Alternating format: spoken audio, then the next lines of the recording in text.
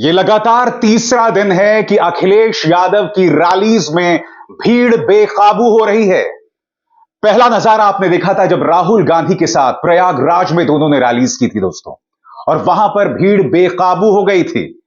याद कीजिए किस तरह से फूलपुर में वो भाषण भी नहीं दे पाए, मगर फिर प्रयागराज में आके उन्होंने भाषण दिया था। मगर आज आजमगढ़ के लालगंज में जो नजारा दिखा वो अप्रत्याशित था। और जैसा मैं बता रहा हूं दोस्तों, ये नजारा हम लगातार तीसरा दिन देख रहे हैं। पूरे स्क्रीन पर देखिए, हालात इस कदर बेकाबू हो गए कि पुलिस को लाठीचार्ज भी करना पड़ा। पुलिस को लाठीचार्ज करना पड़ा। समाजवादी पार्टी आरोप लगा रही है कि यह सब जानबूझकर हो रहा है। क्या प्रशासन यह नहीं जानती कि अखिलेश को लेकर भीड़ किस कदर दीवानी हो रही है? वो ये सवाल पूछ रहे हैं। पुलिस को लाठीचार्ज भी करना पड़ा दोस्तों।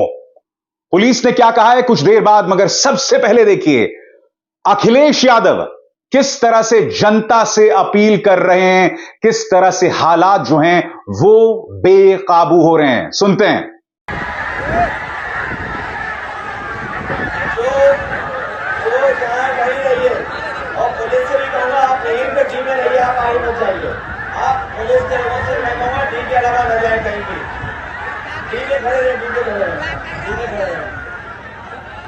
दो लोग एक हमारे अपने जो पुलिस के भाई लोगों से कहिए केवल डीमर है, उससे आगे न जाए।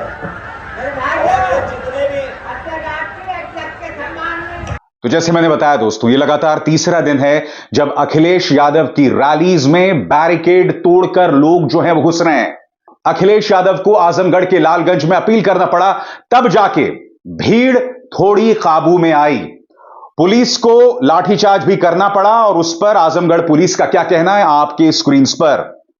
उक्त कार्यक्रम में कुछ व्यक्तियों द्वारा सुरक्षा व्यवस्था में व्यवधान उत्पन्न किया जा रहा था, जिनको हल्का बल प्रयोग कर कार्यक्रम सकुशल संपन्न कराना पड़ा था, यह पुलिस का कहना है।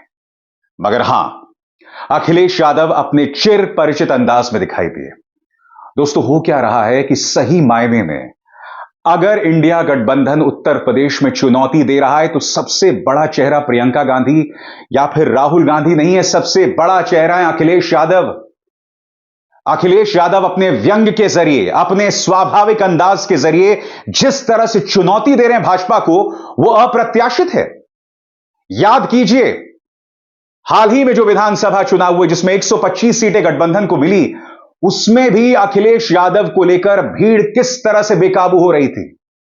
सवाल यह भी किया जा रहा है कि क्या हाल में जो उत्तर प्रदेश के विधानसभा चुनाव हुए वही इतिहास दोहरा दिया जाएगा लोकसभा में भी?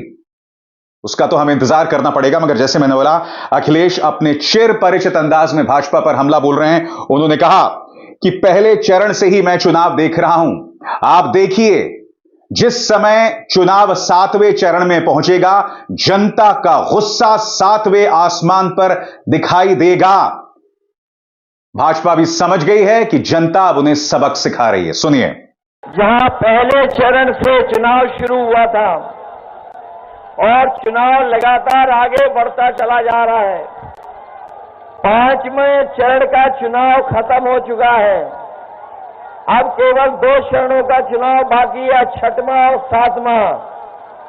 मैं ये कह सकता हूं, पहले चरण से मैं चुनाव देख रहा हूं। आप देखिएगा, जिस समय चुनाव 7वें चरण पर पहुंचेगा, जनता का गुस्सा भी 7वें आसमान पे दिखाई देगा। और इस बार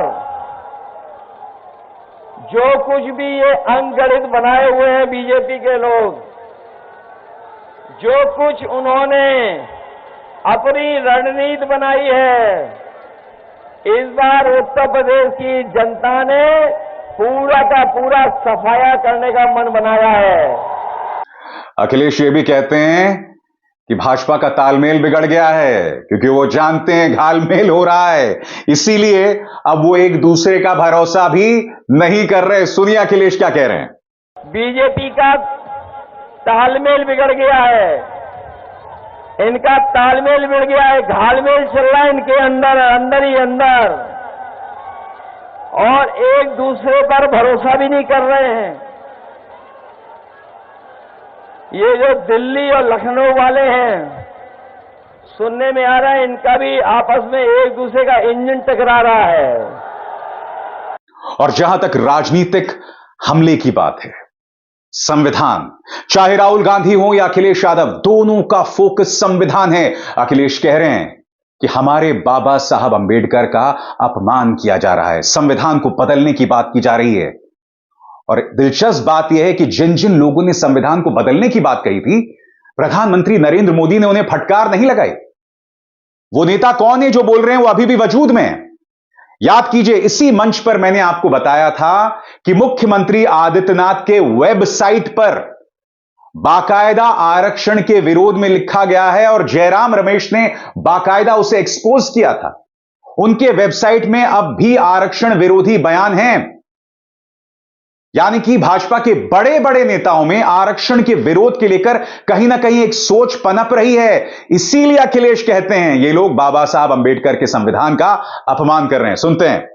जिन लोगों ने वैक्सीन लगवा करके जान को खतरे में डलवाया, वही लोग हमारे आपके बाबा साहब भीमराव अंबेडकर जी के संविधान के भी पीछे पड़े हैं। और ऐसा पीछे पड़े हैं, कह रहे थे 400 पार। याद है आपको, जब शुरू चुनाव हुआ था तो 400 पार, लेकिन इस बार 400 हार का जनता नारा लगा रही है। अखिलेश यादव का फोकस साफ है, युवा, किसान, युवा में बेरोजगारी, महंगाई, और वो साफ तौर पर कह रहे हैं एक बार हमारी सरकार 4 जून को बन गई, किसानों का कर्जा माफ होगा। एक बहुत बड़ा दावा अखिलेश यहां कर रहे हैं। क्या यह संभव है? क्या अर्थव्यवस्था में इसकी गुंजाइश है, वो भी भारत की मौजूदा अर्थव्यवस्था में? सुनिए अखिलेश क्या कह रहे हैं। जो हमारा किसान है, गरीब है, गांव में रहने वाला, वो जानता होगा खेतीबाड़ी जब करने जा रहा है तो उसकी लागत बढ़ती चली जा रही है और जो कर्ज है वो भी बढ़ता चला जा रहा है। इधर आपने देखा होगा, सुना होगा, पढ़ा होगा कि बीजेपी की जब से सरकार आई है, इन्होंने बड़े बड़े उद्योगपतियों का, बड़े बड़े कारोबारियों का, जो मालामाल लोग हैं उनका कर्ज माफ कर दिया। 25 लाख करोड़ इन्होंने अभी तक 10 साल में उद्योगपतियों का कर्ज माफ किया है। और जब इन्होंने कानून बनाया तो कानून ये बनाया कि जिन लोगों का 5 करोड़ से ऊपर का कर्ज है उनका कर्ज माफ होगा, लेकिन हमारे गरीब किसान, गांव में रहने वाले लोग, उनका कर्ज लाखों में है। इन्होंने लाखों का कर्जा माफ नहीं किया, इन्होंने 5 करोड़ से ऊपर वालों का कर्ज माफ किया है। हम अपने गरीबों को कह के जा रहे हैं, जब से इंडिया गठबंधन बना है, समाजवादी पार्टी, कांग्रेस पार्टी और अन्य दल साथ आए हैं, ये तय कर लिया है कि अगर बीजेपी ने बड़े बड़े लोगों का कर्ज माफ किया है तो 4 जून के बाद जब सरकार बनेगी तो हमारे गरीबों का, किसानों का, गांव में रहने वालों का भी कर्ज माफ होगा। अखिलेश यादव का फोकस साफ है। एक तरफ अग्निवीर योजना को लेकर वो लगातार सरकार पर हमला बोल रहे हैं और दूसरी तरफ कह रहे हैं कि पेपर लीक हो रहा है। और अगर भाजपा के राज में, भाजपा के शासन में कोई चीज बार बार सिर उठाती है वो है पेपर लीक होना। और इन तमाम पेपर लीक के जो सरगना हैं उनके तार भाजपा से कहीं ना कहीं जुड़े होते हैं। सुनिए पेपर लीक का मुद्दा किस तरह से अखिलेश उठा रहे हैं। अभी तक जितनी भी परीक्षाएं उत्तर प्रदेश सरकार ने की हैं, सब परीक्षाओं के पेपर लीक करा दिए। हमारे नौजवानों को जो नौकरी मिल जानी चाहिए तो नौकरी नहीं दे पाई सरकार, और पेपर लीक के कारण और जो पेपर रद्द हुए, परीक्षाएं रद्द हुई, उसके कारण 60 लाख बच्चे उत्तर प्रदेश के रह गए जिनको नौकरी नहीं मिल पाई। और जैसे मैंने कहा, अग्निवीर, बकौल अखिलेश, अग्निवीर योजना के साथ युवाओं के भविष्य के साथ खिलवाड़ किया गया है। और ये एक ऐसी योजना है जिसकी गूंज आप पूर्वांचल से लेकर पश्चिमी उत्तर प्रदेश में सुन सकते हैं। क्या कह रहे हैं अखिलेश, आइए सुनते हैं। ये पूर्वांचल के वो जिले हैं, आजमगढ़ से लेकर के और पीछे तक गाजीपुर, बलिया, ये वो जिले हैं जहां का नौजवान तैयारी कर करके सपना देखता था कि उसको पक्की वर्दी पहन करके देश की सीमा की रक्षा करने का मौका मिलेगा। लेकिन इस सरकार ने वो पक्की नौकरी खत्म कर दी, अग्निवीर व्यवस्था ले आए हैं। लेकिन हम अपने नौजवानों को कह के जा रहे हैं, ये अग्निवीर वाली आधी अधूरी नौकरी इंडिया गठबंधन और समाजवादी पार्टी कभी स्वीकार नहीं करेगी। तो यकीनन दोस्तों, जिस सहज अंदाज में अखिलेश अपनी बात रख रहे हैं, जिस तरह से भीड़ बेकाबू हो रही है, उससे स्पष्ट है कि लोग अखिलेश को सुनना चाहते हैं। मगर इसका एक दूसरा पहलू भी है। उसका दूसरा पहलू यह है कि जब सिस्टम को ही हैक कर दिया जाए, जब सिस्टम ही आपके कंट्रोल में है, क्योंकि हमने देखा था दोस्तों, संभल में, फर्रुखाबाद में, तमाम जगहों पर लोगों को वोट नहीं डालने दिया जा रहा था। कई जगहों पर सुरक्षा कर्मियों ने लोगों को बाहर भगाया था, लोगों के पहचान पत्र को जो है फाड़ा गया था। इसलिए मैं बार बार कहता हूं, मुद्दा ईवीएम हैकिंग का नहीं है, सिस्टम हैकिंग का है। जब प्रशासन, सुरक्षा कर्मी जो हैं वो भाजपा का साथ देते हैं, और यह चुनौती है अखिलेश यादव के सामने। आपको क्या लगता है दोस्तों, जो 80 सीटें हैं उसमें इंडिया गठबंधन को कितनी कामयाबी मिलेगी? और अगर कामयाबी मिलेगी, और यह बहुत बड़ा अगर है, क्योंकि अगर वाकई 80 सीटों में इंडिया गठबंधन कमाल कर पाता है ना, तो यह आजाद भारत का सबसे बड़ा राजनीतिक चमत्कार होगा। क्योंकि आज की तारीख में आप जानते हैं, राम मंदिर प्राण प्रतिष्ठा और प्रधानमंत्री नरेंद्र मोदी के करिश्मे की वजह से उत्तर प्रदेश में भाजपा का मुकाम और साथ में मुख्यमंत्री का साथ, ये तमाम फैक्टर्स भाजपा को एक अभेद्य स्थिति में रखते हैं। मगर अखिलेश लगातार चुनौती दे रहे हैं। क्या उनकी अपील काम आएगी? यही एक बहुत बड़ा सवाल है। अभिसार शर्मा को दीजिए इजाजत। नमस्कार।